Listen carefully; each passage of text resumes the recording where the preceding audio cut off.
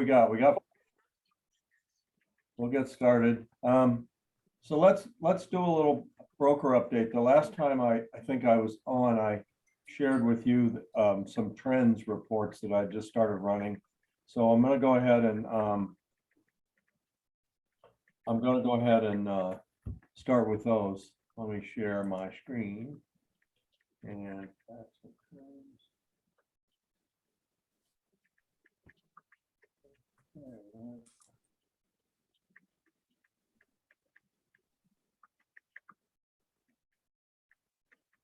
All right, hold on.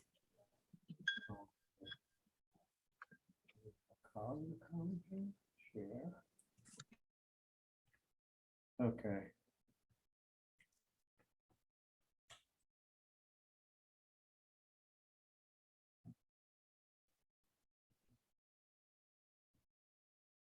One other one. Hold on.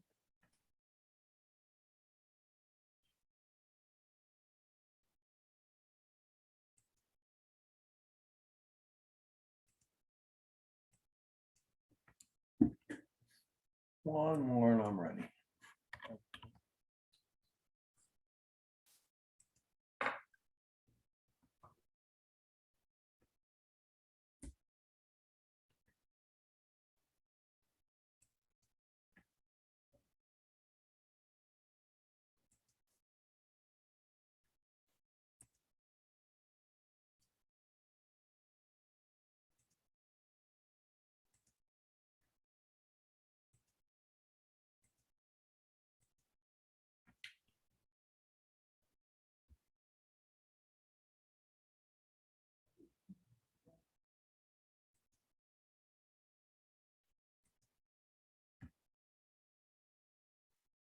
I know what I need. I need to go here.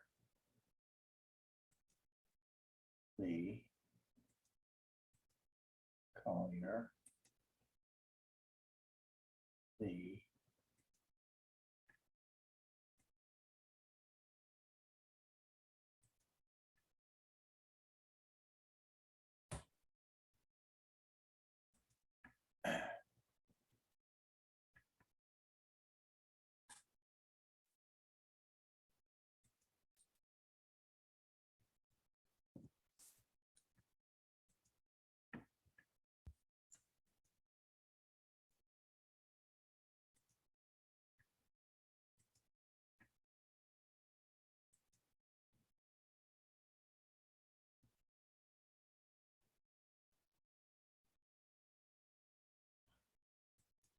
That's terrible.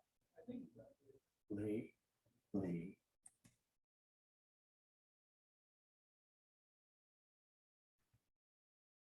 Sorry, guys, I'm having a little trouble with my downloads here.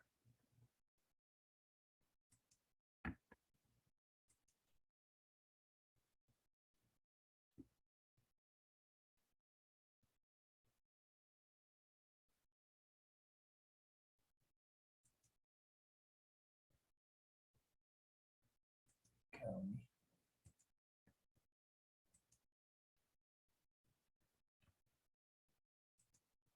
And Lee County.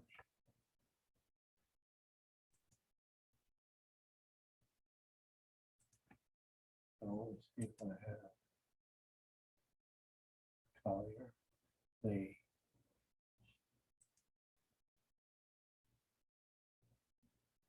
Collier County.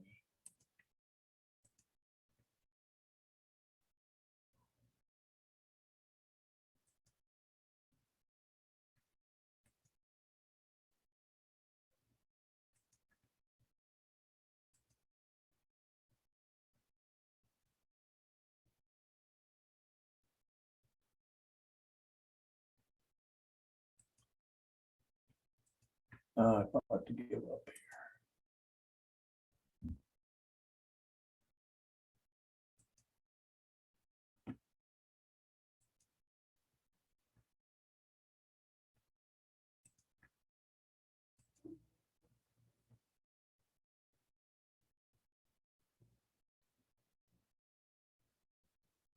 Something screwed up here.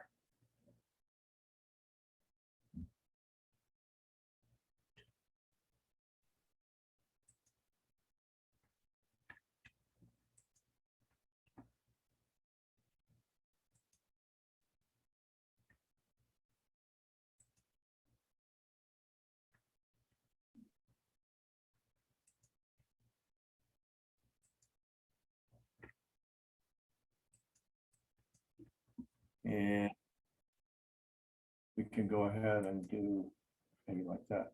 Can everybody see that okay? Yes? All right. So we're continuing to take a look. The graphics that we produce compare month over month from 2022 to 2021. And the comparison's kind of skewed because 2021 was our best real estate year ever. So when we try to take a look at these, we kind of lose sight of what's happening to the market over time. So you can see that we were on a pretty well downward trend. If we take a look at the red line, which is pendings, and we take a look at the blue line, which is new listings, okay, versus the number of properties for sale, you can see that we were on a pretty much of a downward trend. Although we were producing some big sales, we were actually going down in total inventory, and we'll see that in a minute. Then starting in December, take a look at what's happened to new listings. Now we dropped off a little bit in April, but overall, if you draw a line through the center of the blue curve, you're seeing we're building listings, and at the same time, pendings are dropping off, again, because we don't have as many units to sell. But look what happened to sales in April. April sales were the best they've been actually within really the last year. So we saw a lot of sales in April. We saw listings decline a little bit, and we saw pendings decline a little bit. Overall, we're seeing some changes in the market. Now, everybody's talking about a shift and blah, blah, blah, but really it's a situation where market conditions are really truly improving, okay, year over year. So I think it's good to look at these numbers as they are in the last few months, as well as taking a point in time in April and comparing it to a point in time last April. So if we look at the other chart here, should be.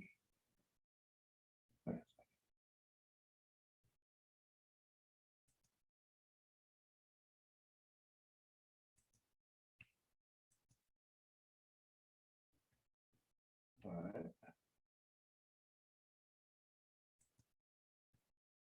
Yep, I got that one. All right. Share that puppy somehow.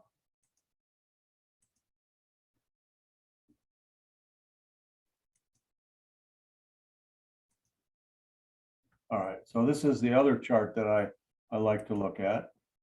And we'll pop that back up there. So again, this is now looking at our month's supply of inventory, okay? So you can see, if we look at it from another side, how much supply inventory do we have left as a result of closed sales. So you can see that number's been declining, but now again, it's starting to come back up a little bit. Now we had such a big month in April that you can see that it's not continuing to climb, but the months of inventory is up over, let's say last year, April, which was 0.6 of a month. Now we're up to 1.2. So we're actually double the month supply of inventory that we had over last year at this time. So as we're starting to build inventory, we're starting to build options for buyers. We're starting to build the median prices are still going up because we have to be a little careful in an inventory shortage like we have, or a reduction in inventory, that our median prices could fluctuate a little bit because we're spreading them over a smaller number of sales. So as the number of sales go down, the median price can fluctuate a little bit, and it will almost always fluctuate in the up direction because the shortage of inventory is most acute in the lower price points. So we're seeing the median prices still continue to rise, but at a lower rate, okay? So that's a good sign, I think, for buyers because there's more inventory on the market. And I think prices overall are stabilizing. When we look at the dashboard in MLS, we're seeing many more price decreases than increases. And we're seeing the new listings to pending ratio come down quite a bit. So let's take a look at Lee real quick.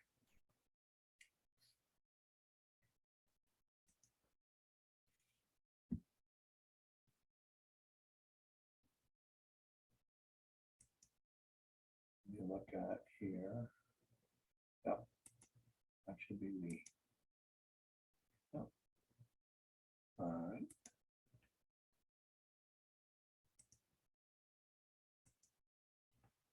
Okay, so Lee County, a little bit different picture, and here we have an extra bar in here.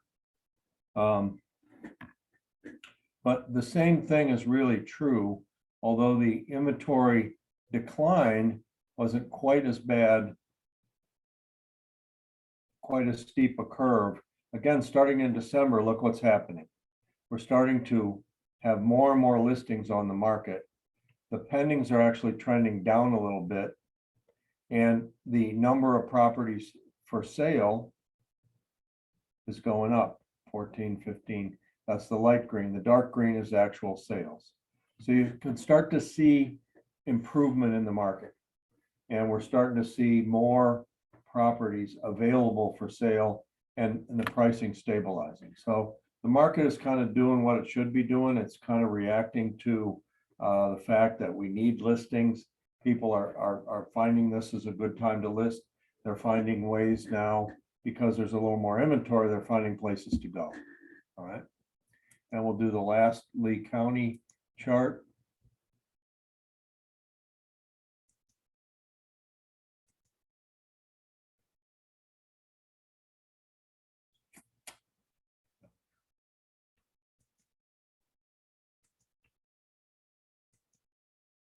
So the median price in Lee County is going up, but going up not at a huge rate, 360, 360, 377. And we're now starting to see over February, April of last year to April of this year, we're starting to see inventory build from 0.6 of a month to 0.9 of a month. This is all residential properties, but we're starting to see median prices still going up, but listings also overall, other than the month of March, looks like we've been building inventory for quite some time. So I think it's good to look at what's happening in the market and try to see, you know, what does that mean for buyers and sellers. So for sellers, still a good time to sell, still very much a seller's market. For buyers, however, many buyers got fatigued, made lots of offers, didn't get any. For buyers, there's more choices. And conversely, for sellers that say, I'd love to sell, but I don't have anywhere to go, now there may be more options for the sellers to find a place to go and to cash out and take their profits. Obviously, you know, the thing to remember is the market that you buy in is the market that, or excuse me, the market that you sell in is the market you buy in. So everybody would like to buy high and then wait for the market to go way down, or sell high and then wait for the market to go way down and buy then. Unfortunately, the market doesn't change that quickly. And this market is remarkably different than it was back when we had our bubble, because the bubble was based on speculative lending. If you could fog a mirror, you could get a loan, and the appraised values were based upon that speculation. So therefore, we had homes that were appraising for really a lot more than they were worth. Converse, now we go through COVID, we get in a situation where a lot of people come down here and they say, wow, Naples is very reasonably priced compared to other parts of the country. And we were, I think, relatively a deal to some other metro markets, but Florida was open for business. People were coming down here and they were beginning to appreciate our wide open spaces and our open economy. So that drove the prices up, but not so much as, you know, based on speculative lending, but just based on, you know, what we could expect for our market. So now majority of our deals in this market are still cash. You had to have a legitimate credit worthiness to get a loan. So there's a lot of equity in this market, and there's not a lot of speculation. So we know there might be some fallout from the forbearance, but most of the economists say if you dumped every forbearance property on the market, we'd go from 1 month's supply to 2.5. So, and obviously not every one of these forbearance properties is going to come back on the market. The employment market's good. A lot of people have jobs now, and they're going to hang on to their homes, and they're going to have equity and to hang on to. So that's my snapshot for early April there. These charts are on our Facebook page if you want them, or if you'd like me to send them to you, I will be more than happy to do that. Just send me a quick email, jonesnaples@kw, and we will be glad to have them for you. All right, let me get rid of some of this here. Okay, so my next topic today is defective versus cosmetic. I just did an actual videotape for NABOR on this, and it's kind of an interesting situation here where we run into inspection items.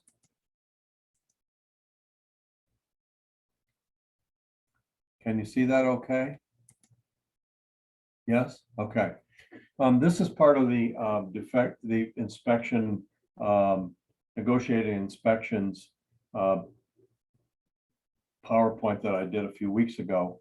But really what I want you to hone in on here, and again, I can make this slide available to you, and you might want to just keep it in your repertoire, because the discussion is always heated around what repairs a buyer can ask a seller for. And it's many paragraphs in the NABOR contract. So what I've tried to do is excerpt them onto one slide.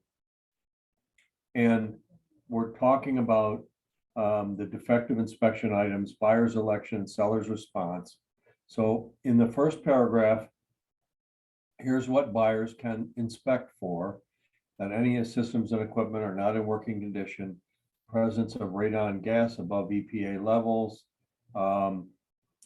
the presence of lead-based paint or lead-based paint hazards, existence of termites, presence of toxic or pathogenic molds. Now remember, in the NABOR contract, we single out non-allergenic, non-toxic mold as not a defective item. The reason we do that is we had tons of contracts that were blowing out because welcome to Florida, there's mold everywhere. And you could have levels of penicillium and aspergillus that are non-allergenic, non-toxic. We actually went to the mold remediator community and talked to 3 or 4 of the key mold remediators in town and said, okay, if we were going to exclude a species of mold, what would we exclude? And aspergillus and penicillium have, out of hundreds of strains, there may be 1 or 2 that could be considered mildly allergenic. So even the mold remediators felt like, hey, non-toxic, non-pathogenic mold is a common occurrence in Florida. And if you're going to move here, you're going to have to deal with the fact that there's mold, and there's mold in the air. And the only time you have a problem is when the mold inside is much higher than the mold outside. And if it's a black mold, a toxic mold, or if it's pathogenic, meaning it can create health issues, those we want to call defective. But be careful that when you're involved in contracts, that there is an exclusion for non-allergenic mold. So the other thing that we're talking about here in the last part of this paragraph is any void, expired, issued, open, under review, or other building permits which have not been finalized. By the way, these little numbers in here, I left them in here because they go right back to the line number in the contract where they came from. So so you have a permit situation there where you have a void, expired, issued, open, under review, or otherwise resolved without necessity. So basically, that's a definition of what we consider defective from a standpoint of open permits. How about non-conforming permits, unpermitted improvements, or local violations, liens from code violation or violation of a sign ordinance and that sort of thing. So anyhow, that's the definition of the inspection process.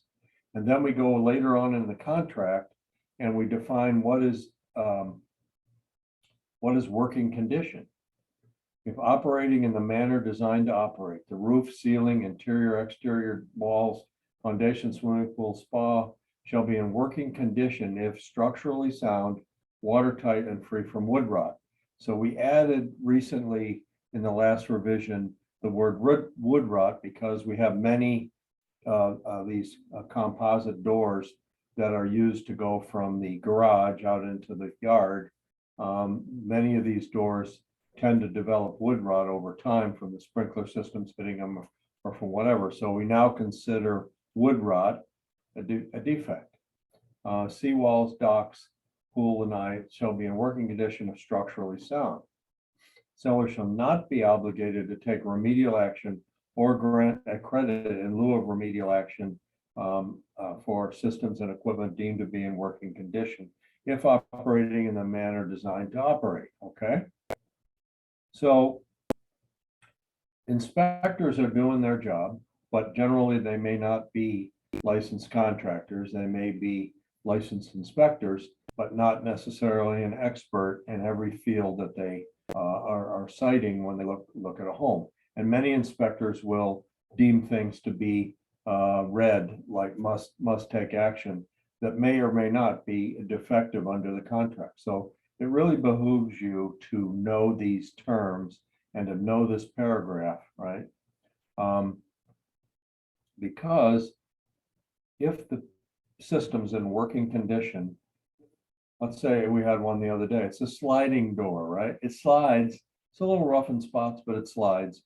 Is that working condition? Yes, it is.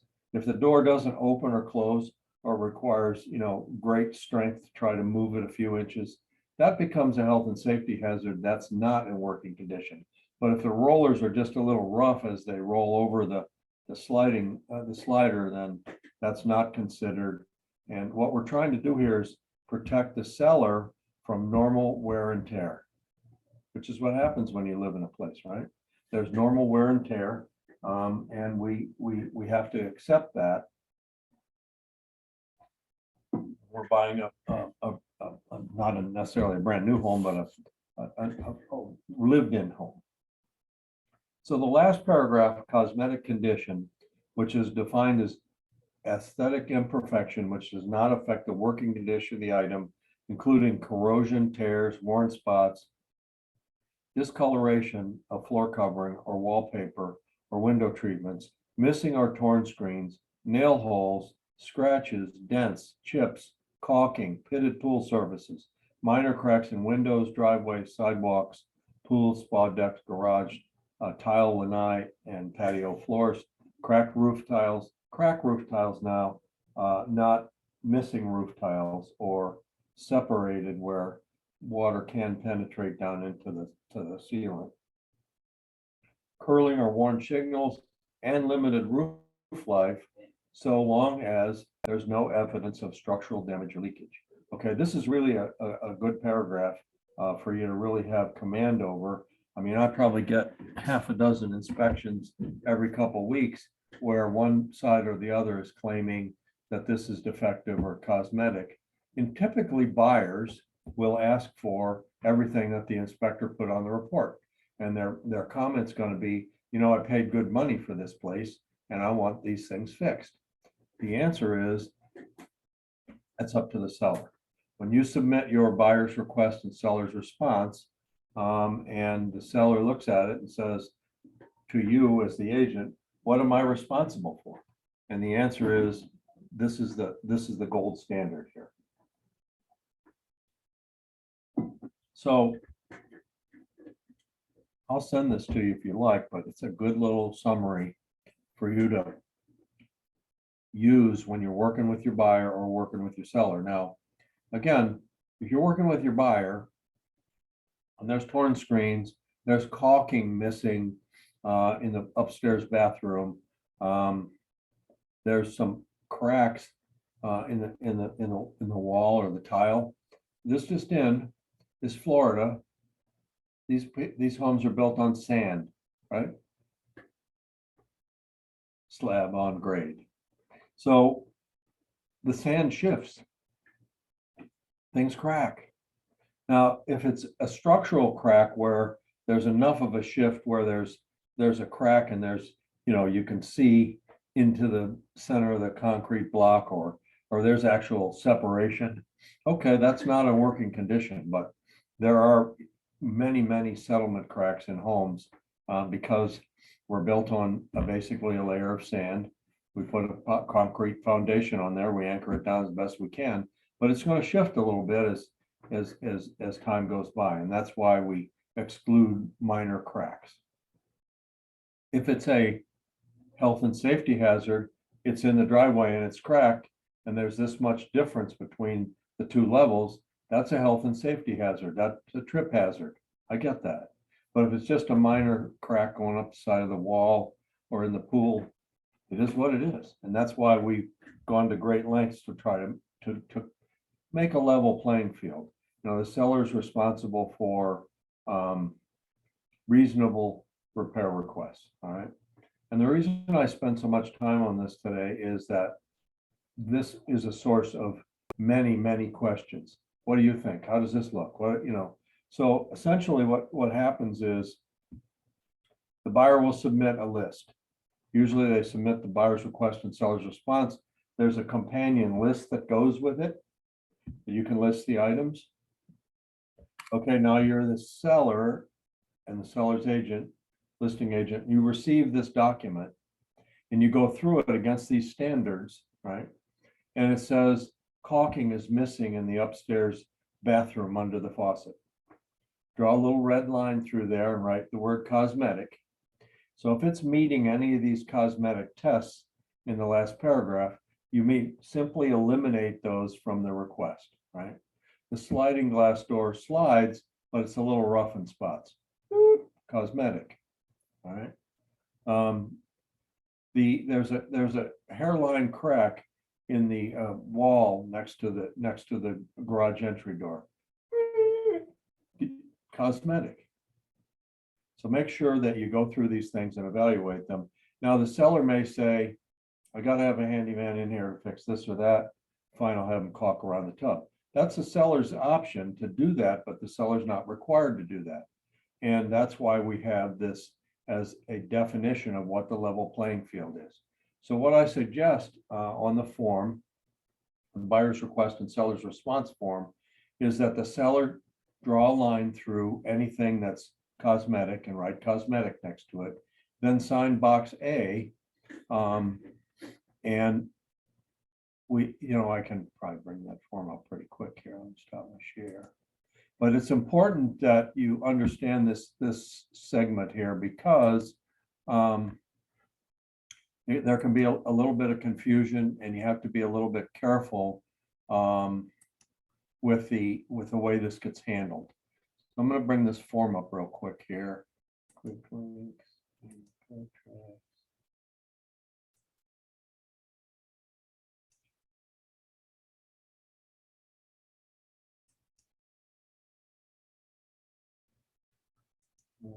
So inspection.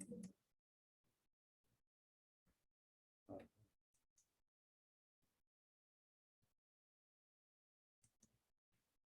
see what I got here. Yay! My share is going to work here. Sorry, sometimes it doesn't cooperate with me as well as it should. Okay, so this is the form in a regular neighbor contract that you use when you're going to ask the seller to do repairs. And the logistics of this are important that you understand, all right? So this is the form that's filled out by the buyer along with a complete copy of the inspection report. This notice is accompanied by a complete copy of the inspection report, because what they used to do is send over the summary, where the inspector would say, this is bad, this is bad, this is bad, this is bad. And there was no documentation to back it up. It was just like, this is bad. Now you're entitled as the seller to get the entire report. And make sure you supply that as the buyer's agent submitting this. All right, so let's look at part one. So I'm going to show you the companion form here in a minute, but we're going to be able to provide a list of systems and equipment that are in a defective state. If we did a radon test and the radon came back over 4,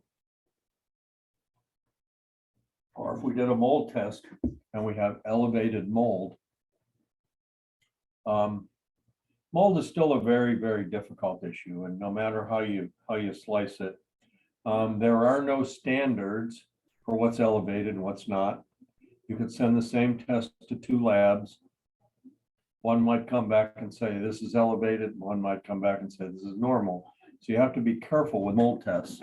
But if it says elevated mold and it names a particular type of mold, which shows up to be toxic or pathogenic, then the buyer surely has the right to say to the seller, you need to remediate this, okay? WDO, yeah, I mean, there's still a lot of wood used in construction here, and much of it's pressure treated, which is not edible to termites, but there's still a case where a place might need to be tended because there's active termites. The biggest problem I see in wood destroying organism reports are the inspector reports that there's evidence of prior presence of infestation prior, not current. In other words, there's no active termites on site. There's no active damage in any of the wood areas. So a lot of times the inspector will note that there was might have been prior activity. That's not defective. It has to be an active infestation. And then the last thing, obviously, we talked about permits. Now, here's the deal on permits. The minute you go to contract, your closing agent will, as a matter of fact, order what's called a municipal lien search. And it gets ordered right exactly at the time you send the paperwork over to the closer. And it can take 2 to 3 weeks to do. So if you got a quick close, you got to be a little cautious here, because this is generally, you used to be able to go to the county and they would do the search for you. They're way beyond that staff wise. So normally what we hire is a third party that does this kind of searching for you, searches for open permits, any form of an open permit. It searches for liens, searches for code violations, and comes back with a report. And that report will show you whether or not you have a problem. Because what happens is, if there is an open permit or an unpermitted structure or whatever, and we don't ask the seller for remediation, that buyer, the minute that the closing bell is struck, inherits all that. And the next time he goes to sell it, he can't say, oh, that was the seller before me, I don't have anything to do with that. Nope. Once you close, you own it. So be careful that if there are problems, you address them before closing. Once they're closing, I had a case which was a little extreme, but it was a buyer that bought a property from one of our top agents, and then about 3 years later said, well, let's sell this. And there was 13 open permits. 13 not known or made available to the buyer when we did it, but when they went to sell it, it showed up. Lots of money can be spent closing a permit. Could be a very simple thing, or it could be, you have to go back to the drawing board because you did a bunch of work and the person that pulled the permit's no longer around. Now you got to start over, you got to get drawings, engineered drawings and everything. So these permits can be very sticky. Be careful with them. So here's the buyer's election, right? Is A, B, or C. The buyer can say, I'd like a credit for closing. Now notice that we need written estimates to back up that credit. You know, if you're asking for $500, probably don't need an estimate, but if you're asking for a sizable amount, you really need a licensed person to provide you with an estimate if you're going to ask for a closing or a closing credit. Why would I ask for a closing credit? If I'm a buyer and I'm, you know, somewhat handy, what I'd rather have is the money so that I can get the job done after closing and I can supervise it.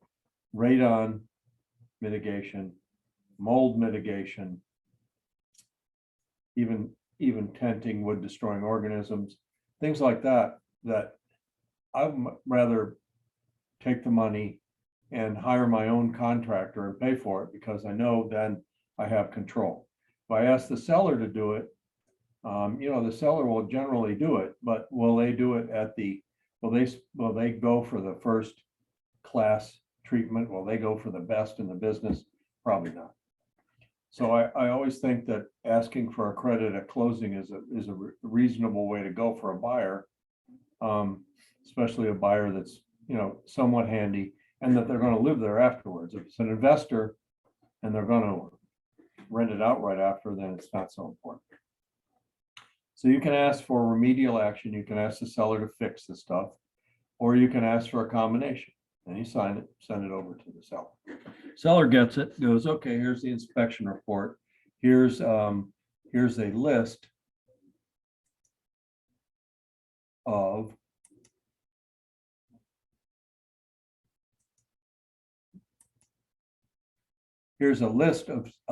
items that are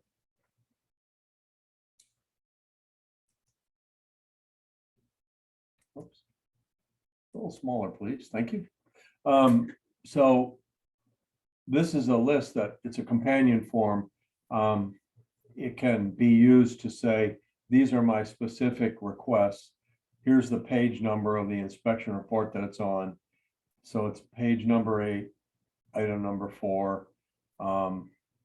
Air conditioner does not cool within the desired range for that particular air conditioning unit. So, you know, they'll say that typically an air conditioner will cool the outside air 20 degrees. So if it's 85 outside, you should be able to expect somewhere between 65 and 68 inside. Okay. If it's 95 outside, and then getting to 68 inside because the air conditioning systems aren't set up to deal with that big of a differential. But there is a spec for each one of the air conditioning items that says, here's the differential, the range of differential that we are cooling in. And if it's outside of that range, it is a defective condition. The buyer can ask the seller to address it. Could be cleaning the coils, could be servicing the unit, or ultimately it could be replacing the unit. So I write my list. And again, if I put a list on there that is, I put a list on there that's got cosmetic items in there, and as the seller, I want to sign the form properly, I'm going to draw a line through that and I'm going to write cosmetic on there. So let's go back to our other form here. Go back here to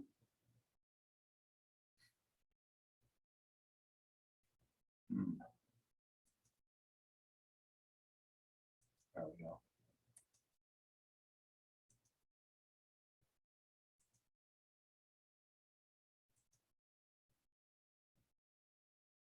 Come on. I'm not too good today at this.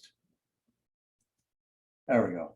All right, so now we're going back to this other form. And the reason I'm spending time on this is because if you're working with the seller, you got to protect your seller here and make sure that the seller doesn't sign this incorrectly. So we added some language on box A. Seller accepts and agrees to buyer's election in part 2 above as to defective inspection items only and not cosmetic, not as to cosmetic or other inspection items. So remember, we drew a line through caulking. We drew a line through the slider that didn't slide perfectly.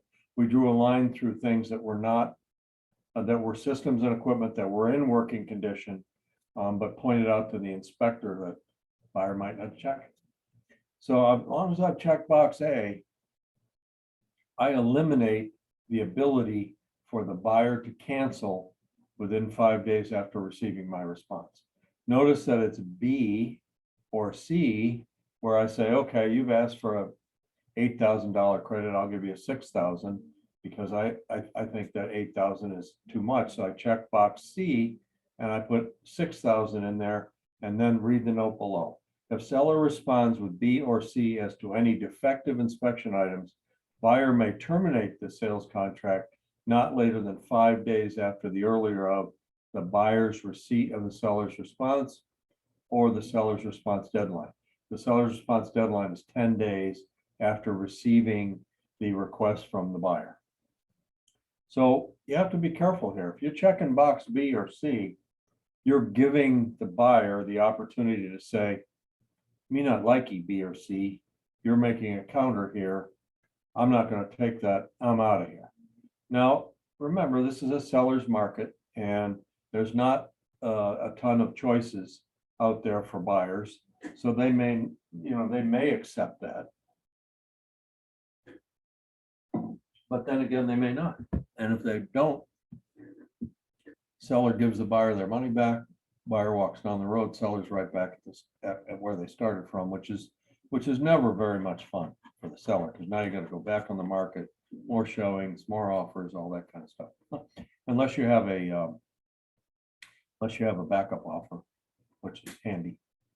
So any questions on that? I've not been looking at the chat. I don't see any.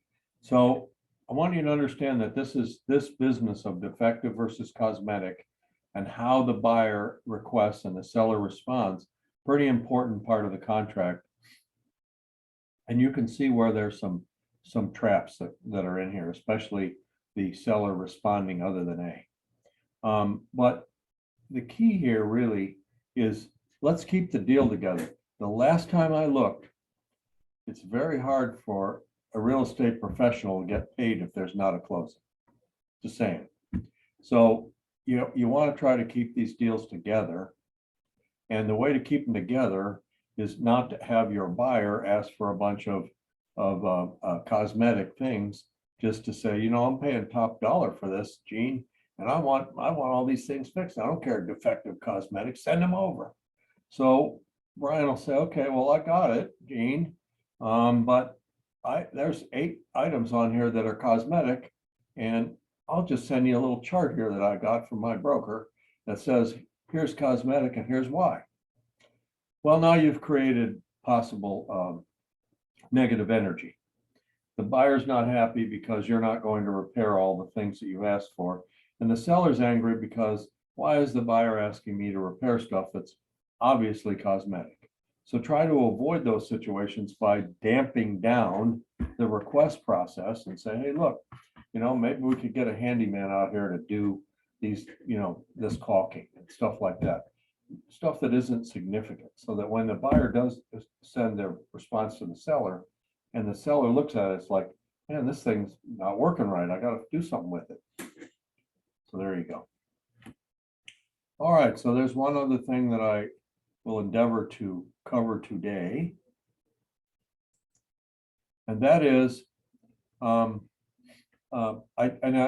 just want to make sure that I'm not delving into an area that you all don't want to delve into, but everybody likes to get paid. When I finish a transaction, I like to be able to submit it into Command, and I'd like to be able to get a paycheck. Does everybody agree with that? Right? Yes? Okay. So let me go over this handy little document that I have prepared. We prepared it a while back, but everybody that comes into our system now, in order to get paid, needs to learn Command. All right. So I'm just going to go through this. I'll be happy to take your questions.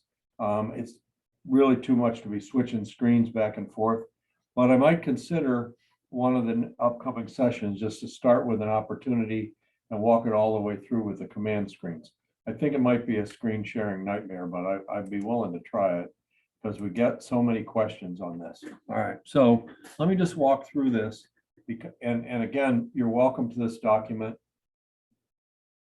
but it's designed to say, here's what I need to do in order to get a DA, in order to get paid at the table. How do I get paid? And when generally people have their first transaction, they're not using a transaction coordinator, this is a source of some angst and some maylocks, because it's a little tricky. It's not fancy, but it's tricky, and so you need to understand each part of it. So, you know, the first part of it is if you have a listing, you want to put it into MLS, and I don't know whether you realize it or not, but Keller Williams has a national MLS called KWLS, where all of our listings bubble up to KWLS, and you can actually go through white pages and go onto KWLS and look at listings anywhere within Keller Williams. Anyhow, the existence of that address in KWLS is kind of important. We'll see that a little bit later. So we want now to create an opportunity. And again, I'm willing to maybe take a whole time and show you the little X and you click it, but each opportunity,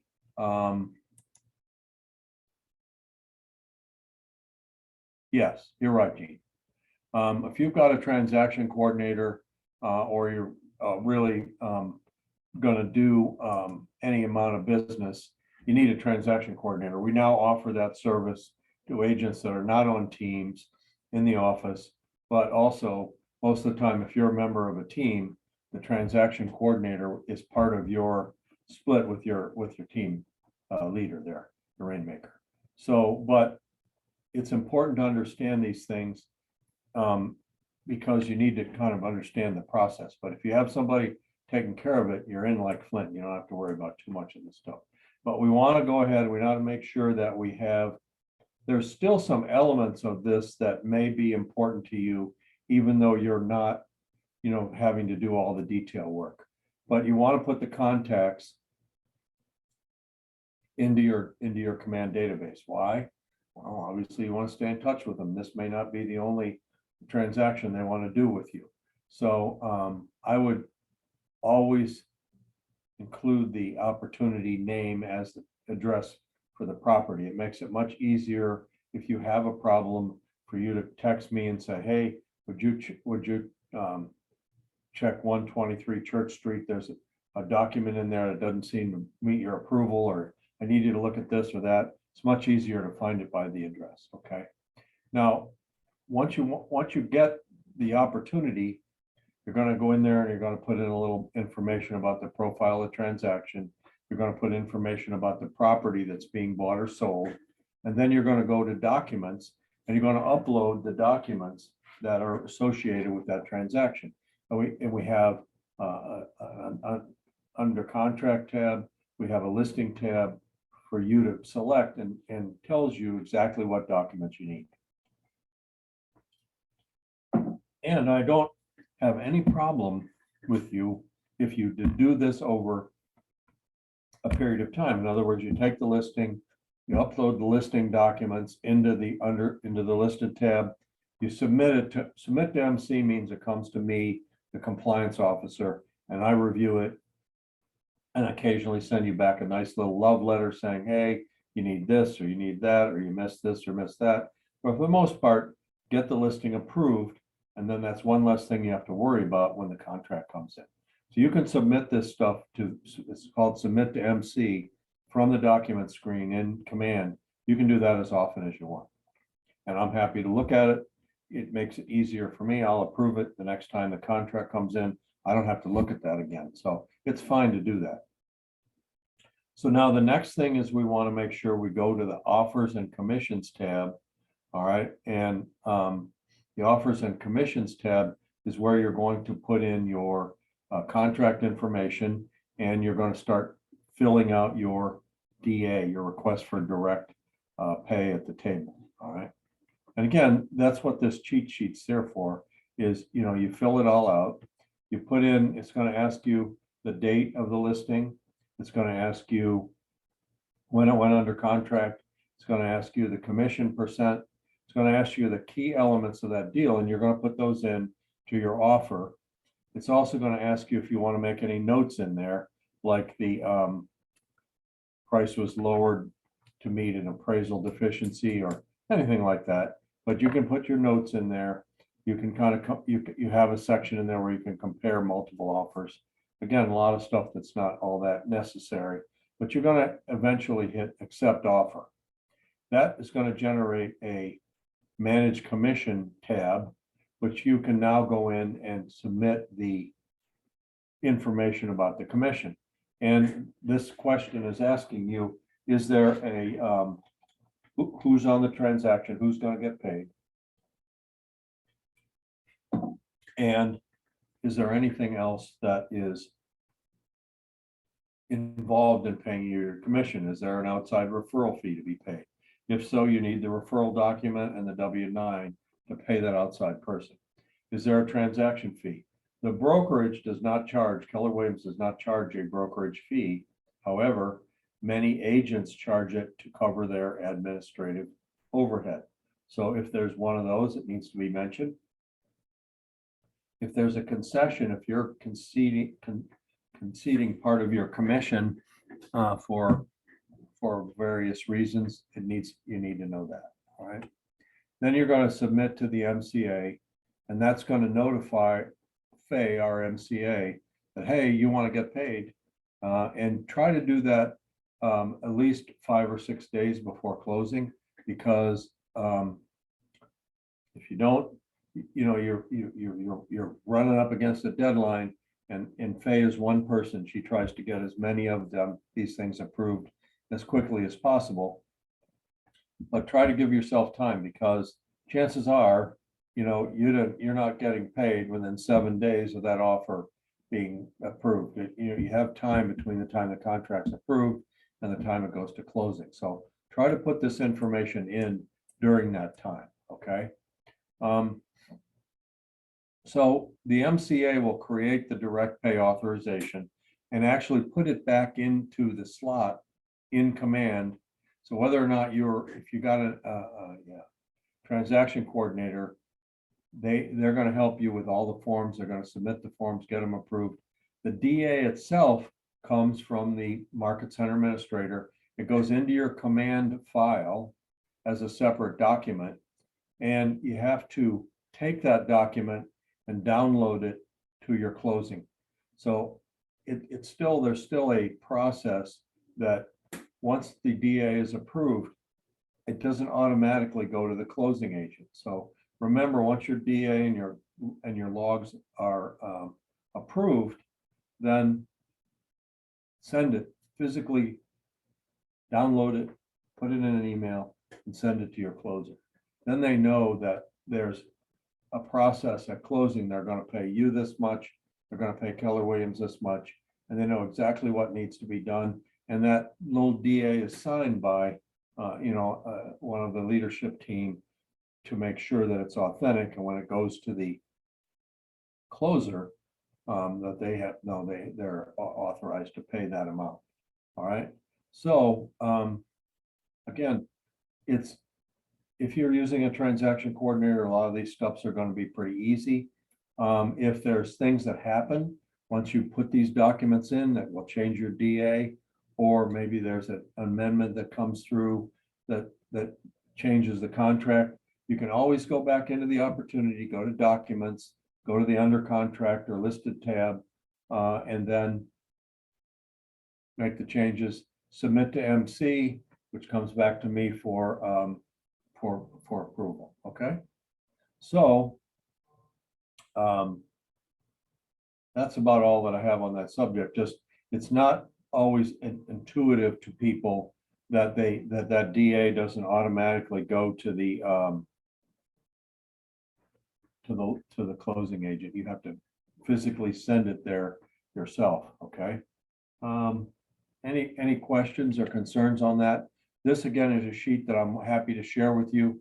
If you have a transaction coordinator, chances are they'll help you with a good bit of this, but it's not a bad idea to be somewhat involved in this process. and know, that everything's been done and approved and you're going to get paid. And I believe that still when you submit to MC, and there's a document issue, you will still get a notice through Kelly that your document has been returned for whatever reason. So, all right. So try to do this as soon as you can, as soon as that contract is consummated, and put in, and try to get these documents uploaded and try to keep up with the process.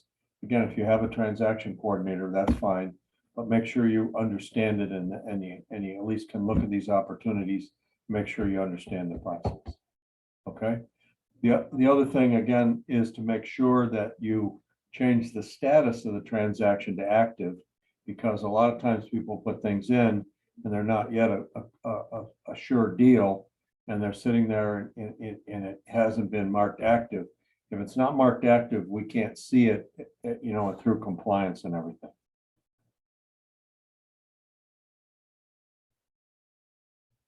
Okay.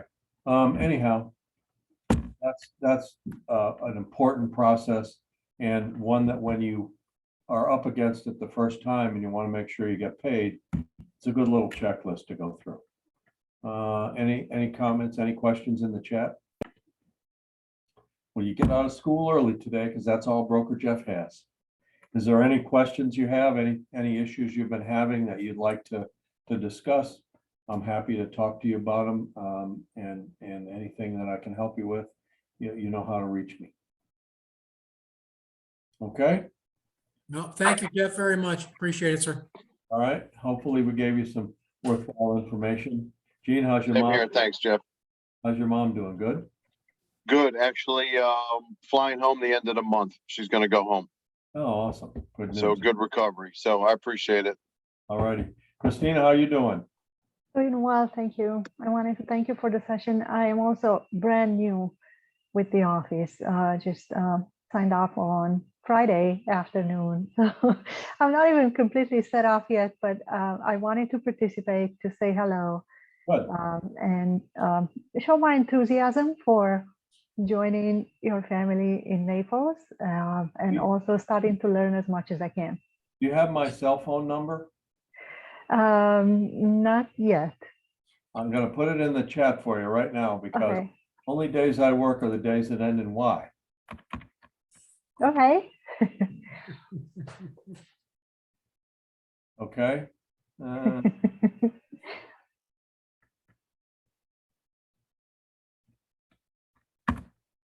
There you go. Keep that number in your phone. Call me if you need me. I'm happy to for you to text me, and good luck to everybody. Thanks, Jeff. Thank you very much. Take care now. Have a great week. Good, thanks.